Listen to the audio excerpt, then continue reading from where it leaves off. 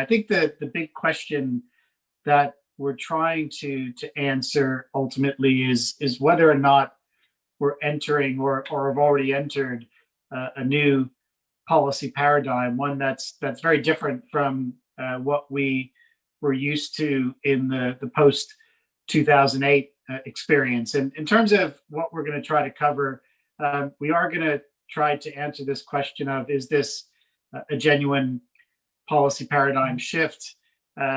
What is it and how do we know? Then we're going to talk about specifically for the big countries, what are the main questions that we need to address around fiscal policy in 2021.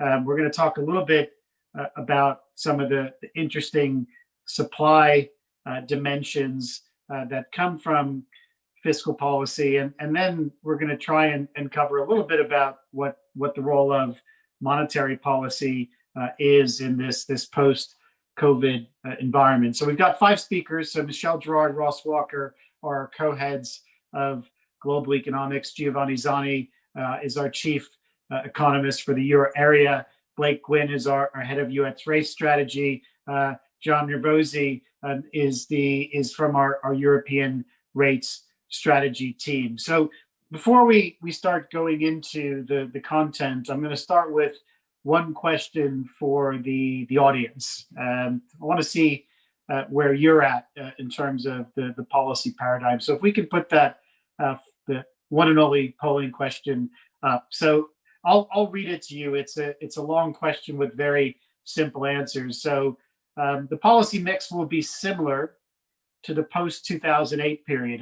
In other words, fiscal policy will need to tighten over the next couple of years. Monetary policy will remain the main policy lever. You strongly agree with that, you agree with it, you have no view, you disagree, or you strongly disagree.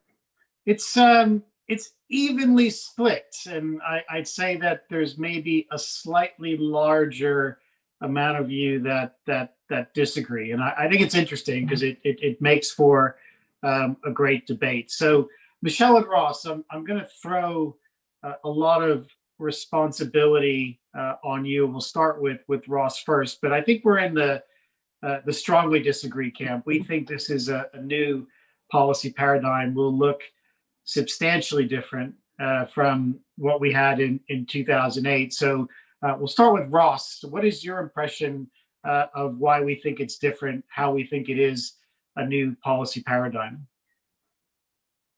Well, I think firstly, the previous main macroeconomic policy lever, monetary policy in its various guises, has lost some of its potency. If you think of how QE was described by central banks when they discussed the transmission mechanisms during its first phases back in 2009, it was being explained in terms of lowering risk-free rates. Well, very hard to do given current levels of yields. There was the sort of portfolio rebalancing effect. I mean, it feels like that has, to some extent, largely worked its way through. And by pushing through that channel, you maybe store up bigger imbalances. The sort of pure monetary excess reserves will prompt bank lending channel.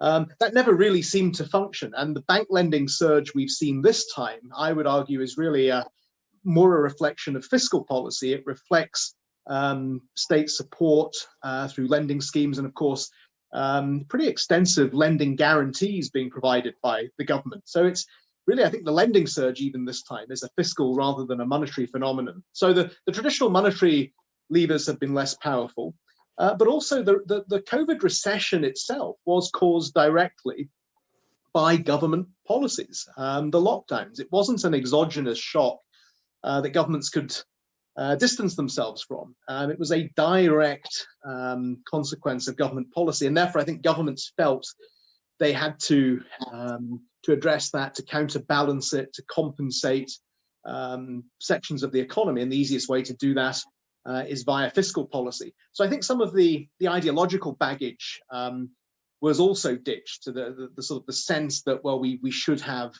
cyclically balanced budgets, and we should cap debt to GDP levels. I think some of those marker posts, in any case, have been blown over by the post global financial crisis experience. You know, there weren't these tipping points at 90% of GDP or 100% of GDP in terms of debt levels and so on.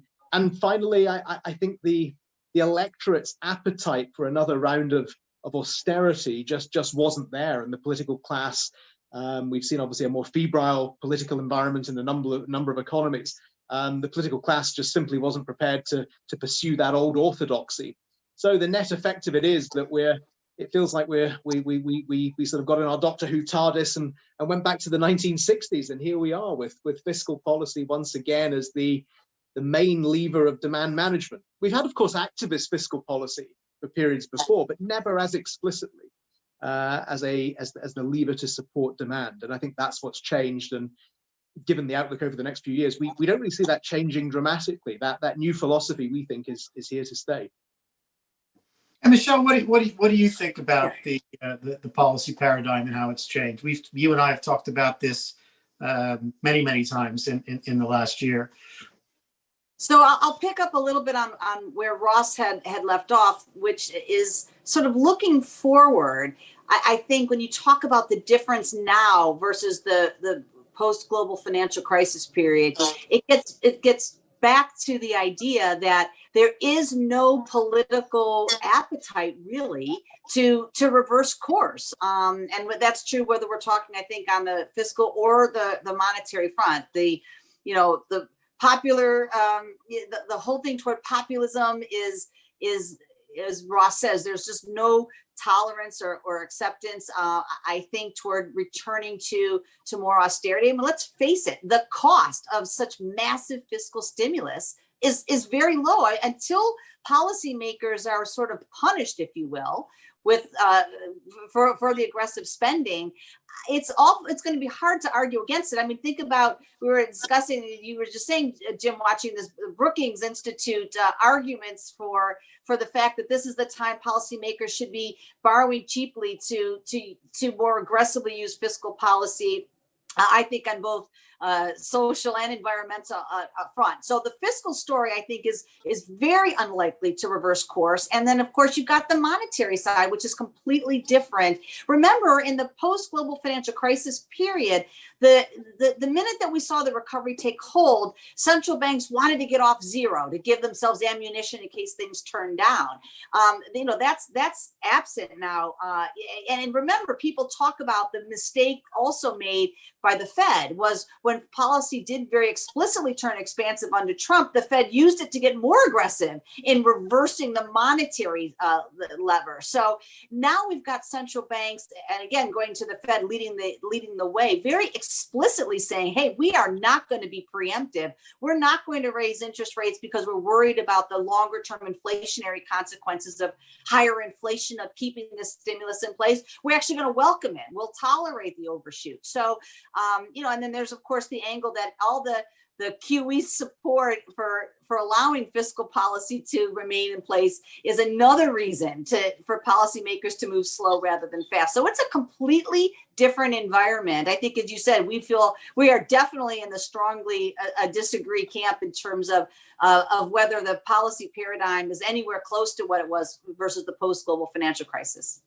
Yeah, again, I'll just say I'm surprised by the normal distribution of the answers to our first questions. I'm gonna switch to Ross, and of the three largest economies, the one that seems to float tightening early is the UK. So when Rishi Sunak tells us that we should all be looking at tax hikes sometime soon, is this something we should be worrying about, or is it just a little bit of red meat to the base, so to speak?